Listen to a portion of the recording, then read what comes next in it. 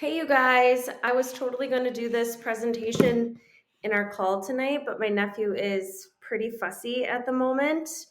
And I just don't know if he's going to let me get through a team call. So I'm going to send this, and then you guys can feel free to ask me questions related to this or otherwise. So um, this topic is obviously near and dear to my heart because of what my mom recently experienced. And it led me to purchasing a book, which I'll talk about in a second, to learn more about coronary artery disease because that is what my mom was diagnosed with. And I want to make sure that I'm not putting myself at risk, or if I already have any symptoms of that, that I get it under control right away. So first and foremost, this presentation is not meant to diagnose or treat any condition. The information provided is for educational purposes only and does not substitute for professional medical advice. Always consult your doctor, okay? So this is the book that I read recently, Naturopathic Doctor's Complete Guide to the Prevention and Treatment of Coronary Artery Disease. So one thing that was really shocking to me that I had no idea was that more women die from heart disease than all types of cancer combined. And heart disease is the leading cause of death for women in the United States. I had no idea. So what is heart disease? It's a kind of all-encompassing term for anything from blood vessel diseases, coronary heart disease, heart arrhythmias, congenital heart defects, and heart valve disease. I'm going to talk specifically about coronary artery disease because that was the main topic of the book that I read. The symptoms can include chest pains, chest tightness, shortness of breath, neck pain, numbness, and in the legs or arms. And what's scary is my mom did not have chest pain, arm pain, like the typical heart attack symptoms.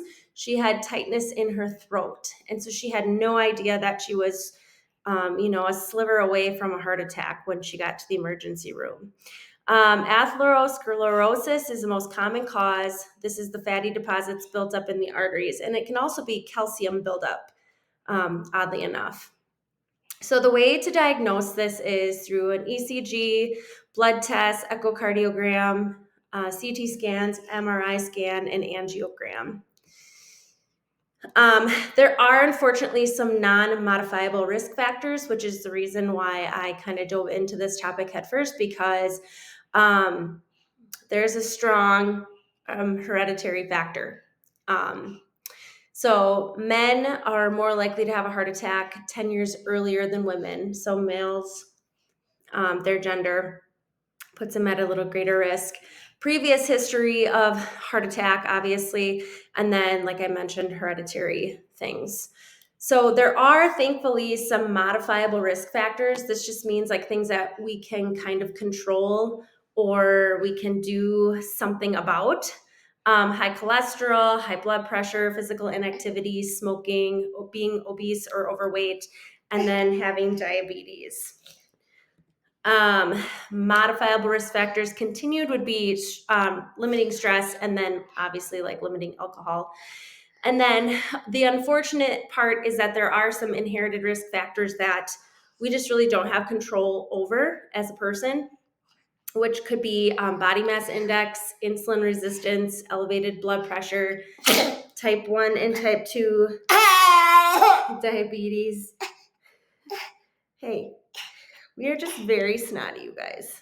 Okay, so now that I have snot all over me. All right, so then if you have a family history, the book recommends the following: blood work, C-reactive protein, fibrinogen, and guys, these were all unfamiliar to me as well. So I don't know how to pronounce everything anyways.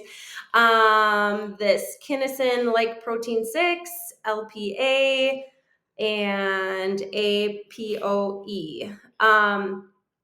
Specifically first degree relatives, especially children of people who have coronary artery disease. So for example, me, because my mom has coronary artery disease, her dad had coronary artery disease. So if you're like that first degree relative, so if any of you have parents with coronary artery disease or any of those other heart diseases, this would be very important for you to look into. If your parents or siblings have had a heart attack or have coronary artery disease, get a heart scan and a CIMT test. These tests will evaluate hard and soft plaque. So what I found very interesting is in this book, it mentions that a person could have perfect cholesterol and still have plaque buildup in their arteries. So it's not always the best indicator. Yes, it can be an indicator, but it's not the best one. So if you do have plaque, it needs to be treated aggressively.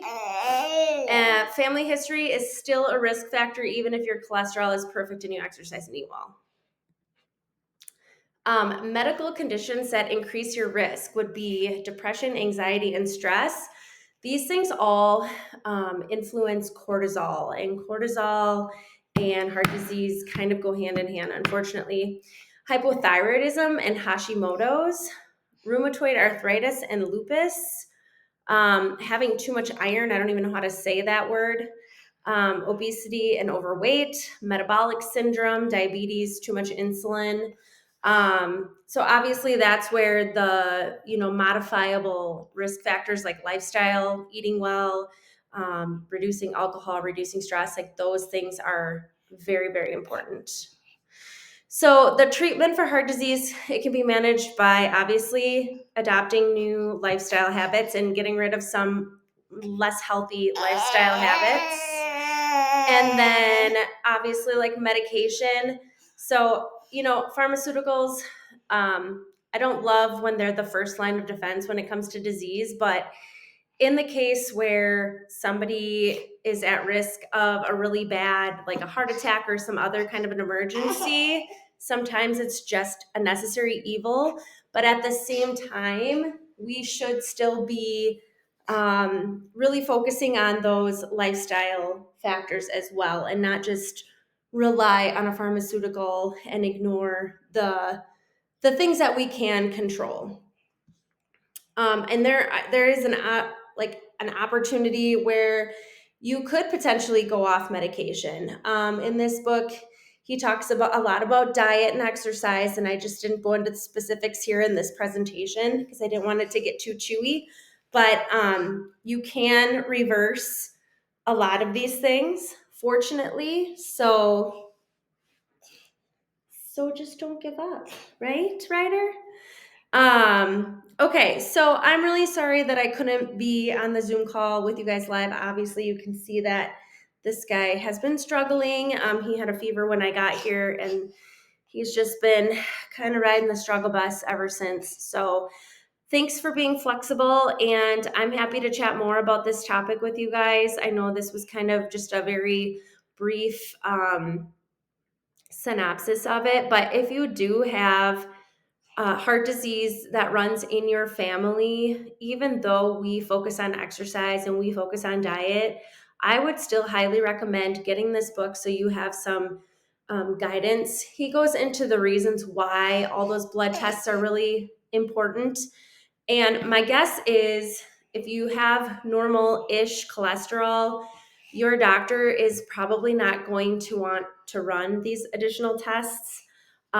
So you may need to reach out to like a more like of a functional medicine to get the help that you need. So that is my plan. Actually, next Wednesday, I'm getting a CT scan of my heart and my valves just to see if I have any plaque buildup. And then if I do, I will get blood work done, those tests that were mentioned earlier in the slides by my functional medicine doctor. And then I'll try to tackle any dietary changes that I can make or stress relief and things like that. So, all right, can you say goodbye, Ryder? Say goodbye. Bye-bye.